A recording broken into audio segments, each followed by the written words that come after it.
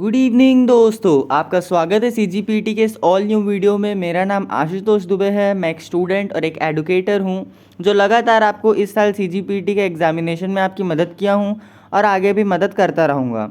ये वीडियो जैसे कि आप थंबनेल देख करके समझ ही गए होंगे कि मैं आपको ये बताने वाला हूँ कि आपको आपके जो बोनस क्वेश्चंस हैं, कौन कौन से आपके क्वेश्चंस बोनस होने वाले हैं और कौन कौन से क्वेश्चंस को आपको चैलेंज करना है। क्योंकि कई लोग बहुत सारे क्वेश्चंस को गलत गलत क्वेश्चंस को चैलेंज कर रहे हैं, जिनकी वजह से उन्हें बहुत ज़्यादा परेशानी झेलनी पड़ रही है।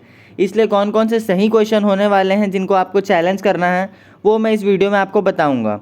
ठीक है, उसको कैसे करना है ये भी मैं आपको बताता हूँ। तो चलो वीडियो में आगे बढ़ते हैं। वीडियो आगे बढ़ने से पहले मेरा एक टेलीग्राम ग्रुप है, जो नए लोग देख रहे हैं उनको बता दूं। वो टेलीग्राम ग्रुप में मैं यूजुअली कभी कभी चैट खोल देता हूं बात करने के लिए और कभी कभी नहीं। तो अगर आपको उसमें ज्वाइन होना है तो उसकी मैं आपको डिस्क्रिप्शन में लिंक दे देता हूं। और एक व्हाट्सअप ग्रुप भी है, जिन लोग जो टेलीग्राम नहीं यूज़ करते उन लोगों के लिए व्हाट्सअप ग्रुप है, वहाँ से वो मेरे से बात कर सकते हैं। तो उसकी लिंक भी मैं अपने डिस्क्रिप्शन में आपको पिन कर देता हूँ। तो जैसा कि कई लोग को पता है, जिन लोग ग्रुप में जुड़े हुए हैं, कल रात को और इनफैक्ट कल सुबह से मैंने उस ग्रुप में चैट ऑन रखी थी और कई लोगों ने अपने अपने क्वेश्चंस जो हैं, मैं इसलिए चालू रखा था क्योंकि लोग बता सके मेरे को कि कौन कौन से क्वेश्चन उनको बोनस लग रहे हैं। तो एक बंदा था उसमें, उसने चैट जीपीटी की मदद से बहुत सारे क्वेश्चंस के आंसर को इनकरेक्ट क्लेम किया था। ठीक है, और दूसरे लोग थे, उन लोग अपनी मानसिक चुपचाप अपना दिमाग लगाए और अपना दिमाग लगा करके जिन लोग ने जो जो भेजा सारे क्वेश्चंस को मैंने देख लिया है ना।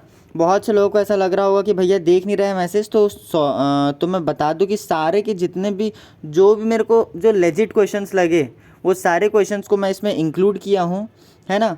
सबसे पहले अपन वो क्वेश्चंस डिस्कस करेंगे जो आप लोग ने मुझे भेजे हैं और जो बोनस नहीं होने वाले हैं, है ना। और उसके बाद फिर अपन डिस्कस करेंगे वो क्वेश्चंस जो कि बोनस होने वाले हैं और जो आप लोग ने भेजे हैं।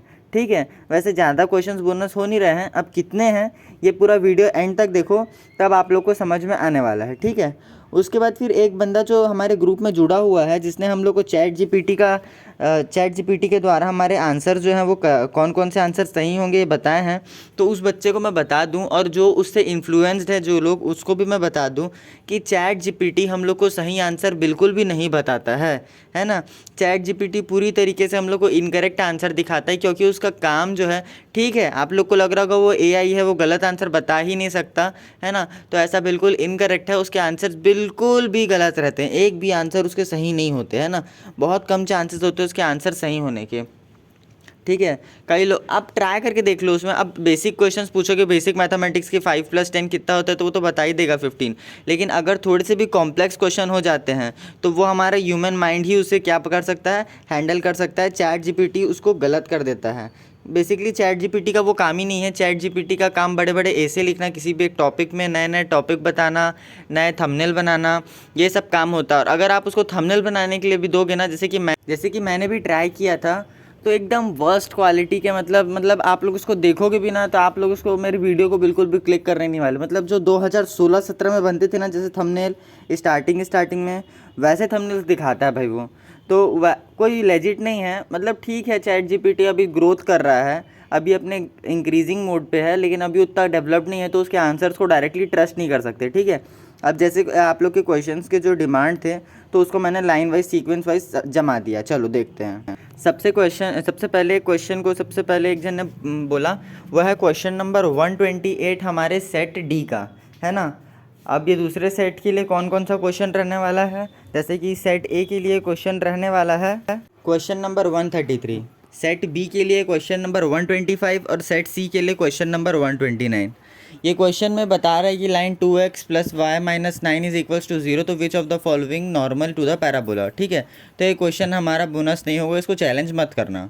दूसरा आता है हमारा क्वेश्चन नंबर 140। ये question the area bounded by the curve लिखा हुआ है और कर्व दिया हुआ है y² = 4a² x - 1 and the line is x = 1। तो y = 4 है, दैट इज़ अब ऑप्शन दे रखा है। ये हमारा सेट डी में 140 क्वेश्चन नंबर है, सेट सी में 148, सेट बी में 101 और सेट ए में ये हमारा 116 नंबर का क्वेश्चन रहने वाला है। ठीक है, ये क्वेश्चन भी हमारा बोनस नहीं होगा। ये सारे वो क्वेश्चन बता रहा हूँ जो अभी बोनस नहीं होंगे, जो बोनस होंगे आगे बताऊँगा। ठीक है, फिर आता है क्वेश्चन नंबर 114। ये क्वेश्चन नंबर आप ये क्वेश्चन देख सकते हो, इसमें sum of the unit vectors दिया हुआ है, ठीक है।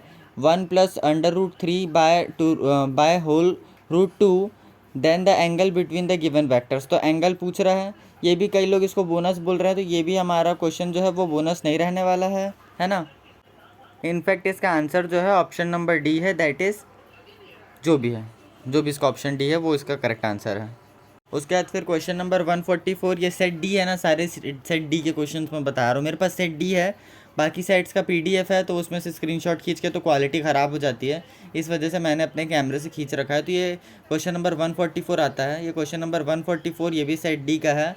इसको कई लोग क्लेम कर रहे हैं कि ये बोनस क्वेश्चन है, और इसका करेक्ट आंसर जो ये बोल रहे हैं कि इसका आंसर जो है -2 होना चाहिए, चैलेंज करना चाहते हैं। तो बता दूं सभी को कि ये क्वेश्चन भी, इसका आंसर भी सही दे रखा है। इसका आंसर जो है ऑप्शन नंबर बी दे रखा है सेट डी में, दैट इज़ 2, -2 इसका आंसर नहीं होने वाला है। सेट डी का क्वेश्चन नंबर 144 का आंसर ऑप्शन नंबर बी ही रहने वाला है।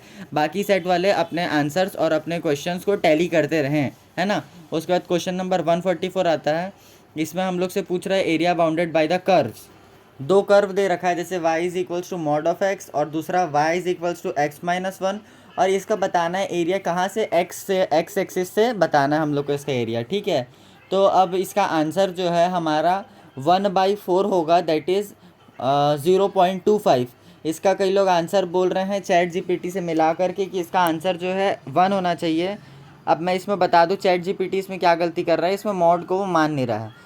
अब जिन लोगों को इसका आंसर सही जानना है, लोग गूगल जा कर के सिर्फ दो कर्व्स का कैलकुलेटर आता है कि दो कर्व उसमें डालो और वो फिर हम लोग को एरिया कैलकुलेट करके दे देता है। तो ये जो कैलकुलेटर ये मिस्टेक नहीं करता, ये भी एआई है, लेकिन ये क्या है, सिंपल बेसिक स्टेप्स पर काम करता है। ये एआई है, लेकिन इसको जो आप कमांड दोगे वो वैसा काम करेगा, वो थोड़े इंटरप्रेट अपने तरीके से अलग कर लेता है, गलत कर लेता है, ठीक है। ये ग्राफ बनाया, इसमें देख सकते हो 1/4 दैट इज़ 0.25 हमारा आंसर जो है वो सही होगा। अब ये वो क्वेश्चन है जो बोनस होंगे, हमको ये क्वेश्चन चैलेंज करने हैं, ठीक है। तो क्वेश्चन नंबर 16 है, ये क्वेश्चन हमारा सेट डी का क्वेश्चन होने वाला है, फिजिक्स का सवाल है, ठीक है। अब इसमें क्वेश्चन दे रखा है कि the three points particle are located at the vertices of an equilateral triangle of side a, they are start moving with simultaneously with equal and uniform speed v, with the first particle heading continuously toward the second toward the third and third toward the first, they will meet another after the time। मतलब ये तीनों particle अपने एक दूसरे से कितने time के बाद ये तीनों मिलने वाले हैं, ठीक है। तो इस क्वेश्चन का आंसर अगर आपको समझाना है 4 पेज में, तो 4 पेज में तो भाई आप कोई सा भी क्वेश्चन बना लो, 4 पेज में थोड़े बनेगा यार। आप स्पेस साइंस के क्वेश्चन बनाओगे तो 4 पेज में बनेगा वो। तो ये बिल्कुल गलत बात है जो CGPT वाले, व्यापम वाले हम लोग से 4 पेज का एक्सप्लेनेशन मांग रहे हैं, लेकिन इसका सॉल्यूशन लेकर के आया हूँ मैं। जैसे कि एक पेज में इसको डाल दो, फिर दूसरे पेज में इसको समझा करके डाल दो, और इसमें बढ़िया दूसरे पेज में बढ़िया 2 ठो डायग्राम मैं आपको भी देता हूँ। तो एक पेज में आप बढ़िया, एक पेज में बढ़िया उसका मेन्यू रख दो, मतलब फाउंडेशन कैसे आपको क्वेश्चन बनाना है ना। फिर दूसरे पेज में बढ़िया उसके आगे के स्टेप रख दो, कैसे आपने बेसिक के आगे उसको कैसे अपना रूप दिया है, कैसे उस क्वेश्चन को परफॉर्म किया है, ठीक है। और उसके बाद फिर अगले 2 पेज में आप क्या करो, एक पेज में बढ़िया ये वाला डायग्राम बना दो राइट वाला, और बढ़िया दूसरे पेज में बना दो दूसरा वाला लेफ़्ट वाला डायग्राम। 2 ठो डायग्राम बना दो, 2 ठो पेज में एक्सप्लेन कर दो, और ट्राई करना कि ना थोड़ा फैला के लिखो, क्योंकि 4 पेज की डिमांड है, तो 4 पेज आप कैसे भरोगे, कुछ ना कुछ तो आपको अपना दिमाग लगाना ही पड़ेगा, ठीक है। उसके बाद फिर हमारा नेक्स्ट क्वेश्चन आता है ये वाला, ठीक है। क्वेश्चन नंबर 77 सेट डी का, आपके में भी क्वेश्चन नंबर सेट बी वालों के लिए क्वेश्चन नंबर 1 है ये मेरे हिसाब से, ठीक है, केमिस्ट्री का, यानी कि क्वेश्चन नंबर 51। ये क्वेश्चन भी आपको चैलेंज करना ही है, ये क्वेश्चन भी आपका डेफिनेटली जो है बोनस होने वाला है, क्योंकि इसका आंसर हम लोग को जो इसमें दिया हुआ है वो ऑप्शन एक ही दे रखा है, लेकिन इसके 2 आंसर जो हैं वो करेक्ट होने वाले हैं, यानी कि क्वेश्चन ऑप्शन नंबर बी और ऑप्शन नंबर डी जो दोनों हैं इसका जो है करेक्ट ऑप्शन होने वाला है। अब ये इसको कैसे 4 पेज में समझाओगे भैया, ऐसा बोलोगे, तो देखो इसके लिए भी 4 पेज का कुछ ना कुछ अपन को ही रास्ता निकालना पड़ेगा। देखो मैं बताता हूँ क्या करो। देखो पहले आप जान लो इसमें गलती क्या है। तो गलती ये है कि हमारे को इसमें ऑप्शन नंबर बी जो है वो करेक्ट ऑप्शन दे रखा है, लेकिन ऑप्शन नंबर डी भी जो है इसका करेक्ट ऑप्शन है। और ऑप्शन नंबर डी क्यों सही ऑप्शन है, क्योंकि इसमें से पूछ रहा है कि कौन सा इसमें से हम लोग को फॉल्स स्टेटमेंट है। और जब भी आप आयुपैक नोमेनक्लेचर को पढ़ाने जाओगे, बताने जाओगे, तो आपको पता चलेगा कि जब NH3 होता है, जिसको हम लोग अमोनिया बोलते हैं, तो उसकी आयु पैक लिखोगे तो उसमें अमीन होता है। अमीन यानी अमीन की स्पेलिंग में AMM आना चाहिए, और इस ऑप्शन में डबल एम नहीं है, यानी कि ऑप्शन क्या हो गया हमारा, फॉल्स स्टेटमेंट है। यानी कि ऑप्शन नंबर डी भी जो है हमारा करेक्ट ऑप्शन होने वाला है। अब इसको आप लोग 4 पेज में कैसे समझाओगे? तो इसको आप लोग को 4 पेज में अगर समझाना है तो क्या करो, बढ़िया 4 पेज का PDF बना लो, एक पेज में बढ़िया एक्सप्लेन कर दो और 4 पेज बना करके डाल दो। अब जो आपका वेबसाइट है वो तो यही देखेगा ना कि 4 पेज का PDF है, ये थोड़ा देखेगा कि चारों पेज में कुछ लिखा हुआ है। बेसिकली बात यह है कि जब उस PDF को चेक करेगा हमारे CG व्यापम के ऑफिस वाले, तो उनको ये दिखेगा कि सीधी सीधी बात है, एक क्वेश्चन को 4 पेज में कोई भी बच्चा एक्सप्लेन नहीं कर सकता। और अगर उसके बाद भी अगर वो रिजेक्ट करता है तो भाई ह्यूमैनिटी है कि नहीं? भाई 4 पेज में मैं कैसे समझाऊँ एक केमिस्ट्री के क्वेश्चन को? तो आप क्या करो, हमारा काम सिर्फ ये है कि हमको अपने तरफ से ट्राई करते रहना है, हमको हमारा कर्म करना है। हमको अगर 4 पेज का बनाना है PDF तो ऑफ कोर्स नहीं बना सकते। तो ऐसा करो कि कि एक PDF बनाओ 4 पेज का, उसके फर्स्ट पेज में बढ़िया एक्सप्लेन कर दो कैसे उसका आंसर नंबर डी जो है, ऑप्शन नंबर डी जो है करेक्ट ऑप्शन है, क्यों ये क्वेश्चन जो है वो चैलेंज होगा, हैंस प्रूव्ड भी लिख देना नीचे में। और उसके बाद फिर नीचे में थोड़ा सा ना एक डब्बा बना करके बता भी देना कि भाई मैं इस क्वेश्चन को 4 पेज में नहीं समझा सकता, क्योंकि बेसिकली एक छोटा सा क्वेश्चन है, इसको 4 पेज में मैं नहीं समझा सकता। ठीक है, तो ये भी एक क्वेश्चन है जिसको आप चैलेंज कर सकते हो, और ये भी एक तरीका है कैसे चैलेंज करोगे। नहीं तो फेंक फेंक के लिखो बड़ा बड़ा, एक पेज में एक ठो वर्ड लिखो बस, तो भी हो सकता है। एक पेज में एक ठो लाइन, 2 ठो लाइन, जो लिखना है वैसा लिखो। ऐसे भी आप 4 पेज का PDF बना सकते हो, अगर डिमांड आपको 4 पेज की PDF की है तो, है ना। उसके बाद फिर आगे बढ़ते हैं दूसरे क्वेश्चन के लिए अपन। उसके बाद फिर नेक्स्ट क्वेश्चन आ जाता है हमारा क्वेश्चन नंबर 141 सेट डी के अनुसार। इस क्वेश्चन में हम लोग को बोल रहा है कि एक कंप्यूटर कौन कौन सी चीज़ को एग्जीक्यूट कर सकता है। तो सिंपल सीधी बात है कि हमारा कंप्यूटर जो है वो सारी ही चीज़ें जो है हमारा फॉर्म कर सकता है। जैसे कि ऑप्शन नंबर ए जो बोल रहा है फ्लो चार्ट, तो फ्लो चार्ट भी बना सकता है। Option number B a program, उसको भी बना सकता है। Option number C an algorithm, वो भी कर सकता है। और इसी वजह से ऑल ऑफ दीज इसका आंसर होगा। अब इसका ऑप्शन जो है सी दे रखा है, उसमें करेक्ट ऑप्शन एन एल्गोरिथम बोल रहा है हमारे CG व्यापम के आंसर की के अनुसार, है ना। तो इसको अगर आपको 4 पेज में समझाना है तो इसमें फिर आप क्या कर सकते हो, जैसे मैं तीसरा रास्ता बताता हूँ 4 पेज का PDF बनाने के लिए। आप ChatGPT की मदद लो। ChatGPT क्या काम करता है, लंबे लंबे ऐसे लिखना उसका आदत है।